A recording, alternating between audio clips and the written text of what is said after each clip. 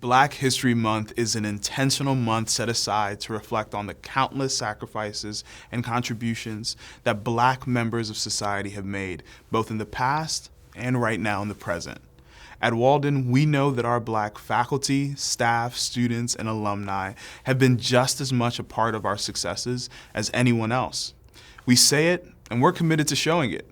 So to celebrate Black History Month, the Office of the President and the Center for Social Change are launching Black History Lives Here.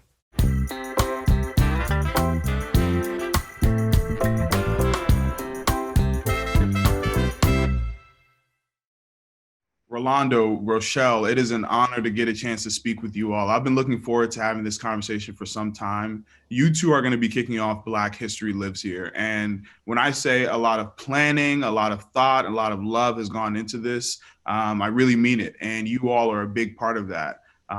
Today's conversation is really going to set the stage for what Black History Lives Here means at Walden. When I think about identity in my own life, I think about how many other people have tried to tell me who I am.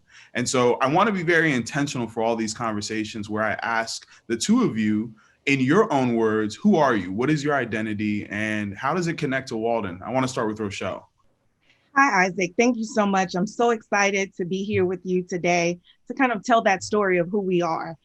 I would say my name is Rochelle Gilbert, but I am a woman on the move. I'm a woman that I consider to be an educational champion, a leader, a preacher, a teacher, a game changer, so to speak. I am that social change agent, and mostly I'm a servant of the people. I know you asked my name sort of kind of, but when I think of the adjectives of who we are, people may call me Ro, or they may call me Dr. Ro, depending on the station in life.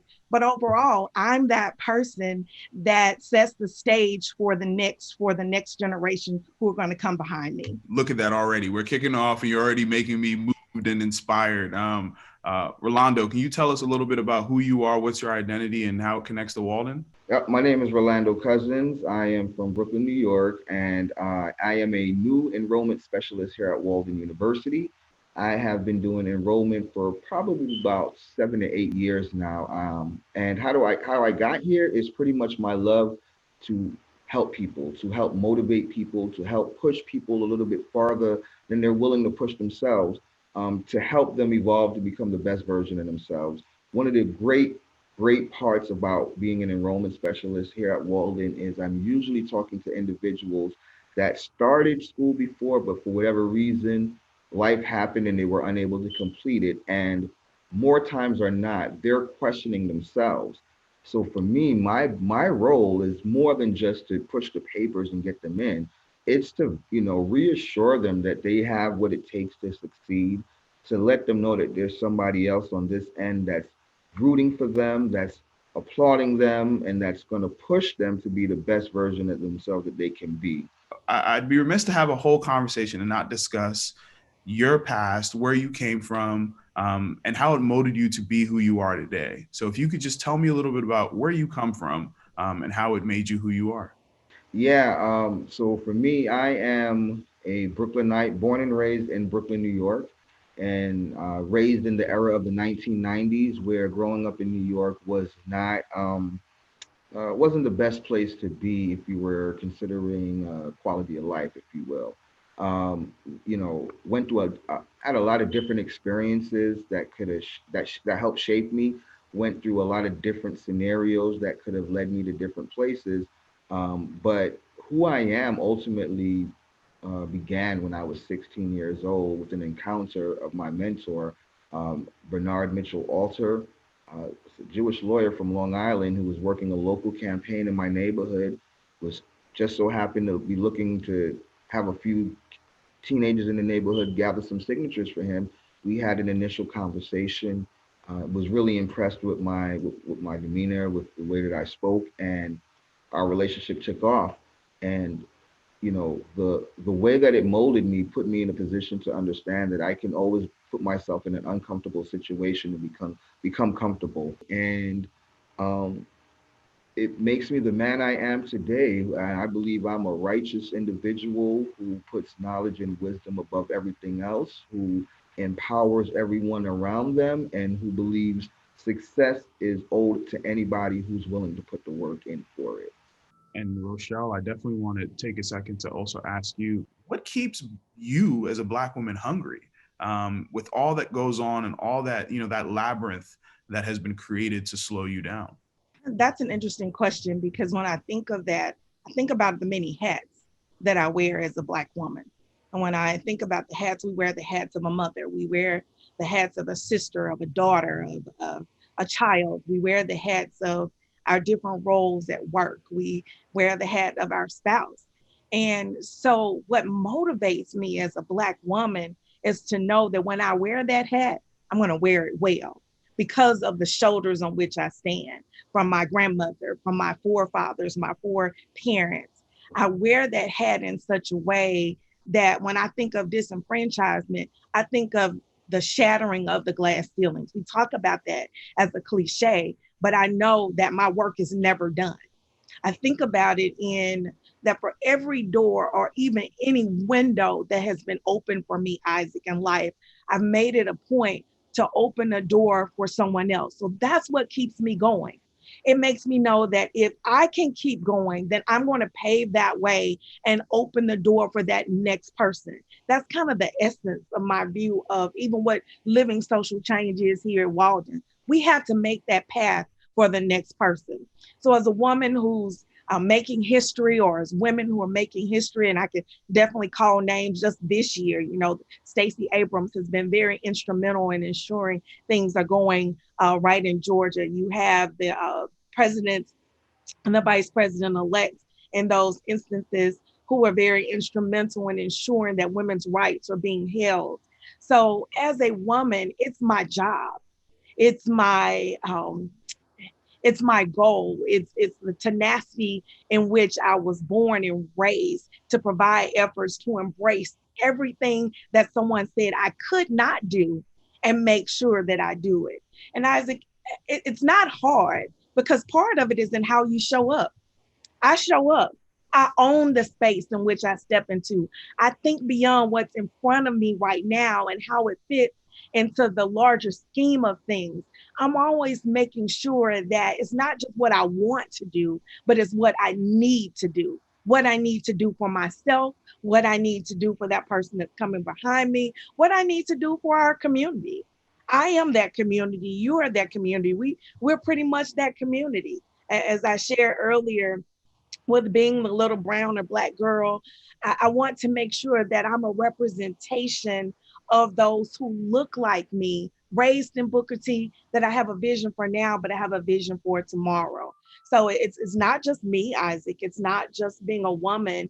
It's also making sure that every hat that I wear is representative of where we want to go, the past, the present, and then the future. I love that. I love that. And in that, I also hear, intersectionality. We all have so many different, some people call it hats, some people call it identities. And it is our responsibility to care about the other individual's identity. For me, it's all about humanity, human dignity, and caring about who you are, and what your story is.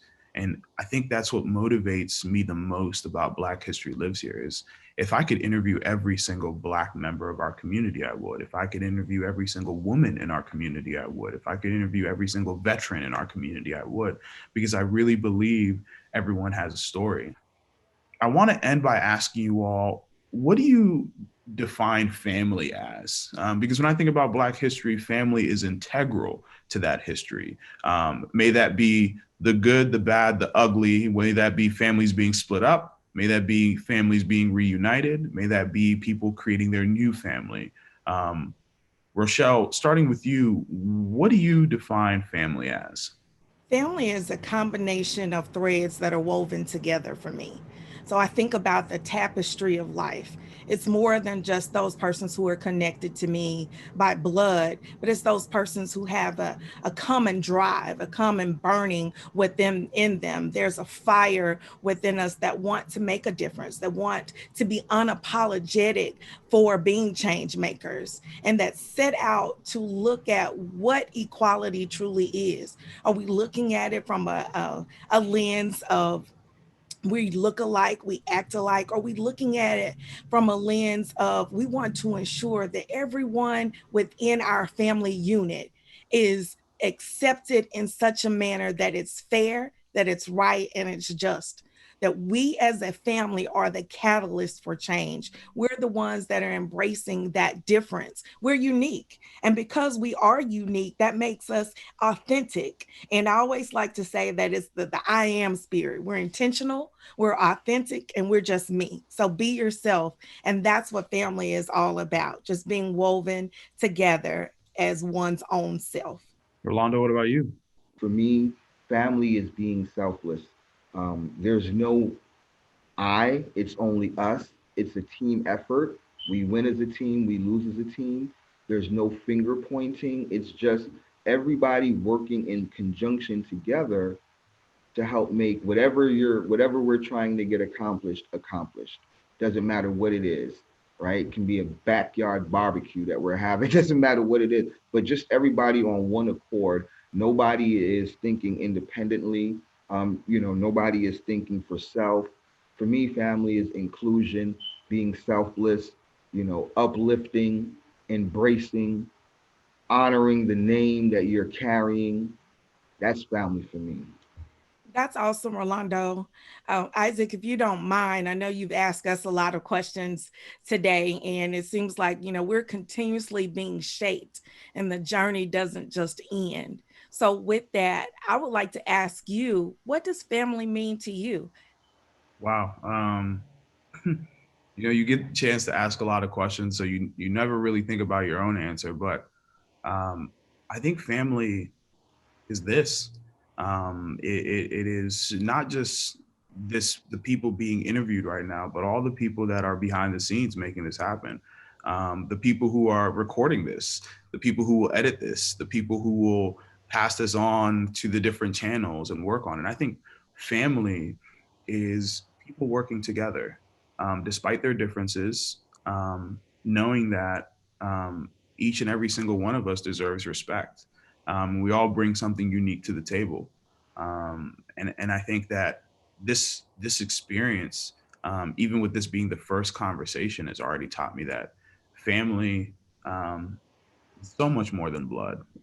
Like the both of you said, it's so much more than blood. Um, but I think the type of family that I know we can get to is one that has accountability, one that respects the dignity of all, and one that supports each other no matter what, but pushes us to be better people. And I think that's what this conversation has done for me. Um, so really, thank you for that question. Also, thank you to the both of you for being a part of this. It has really been an honor. I can't think of a better way to have started this Black History Lives Here series. Thank you from the bottom of my heart. I've learned so much about the two of you, but also about our individual experiences, but our collective experience as well. There's so much more to learn, and I'm just happy you all could join us. Thank you. Thank you. Pleasure was mine. What a great conversation with Rochelle and Rolando. During our conversation, I was reminded that a person's title never tells the full story of who they are and what they've experienced. Please tune in next week as I sit down with Curtis Gorham and Tiffany Salarin.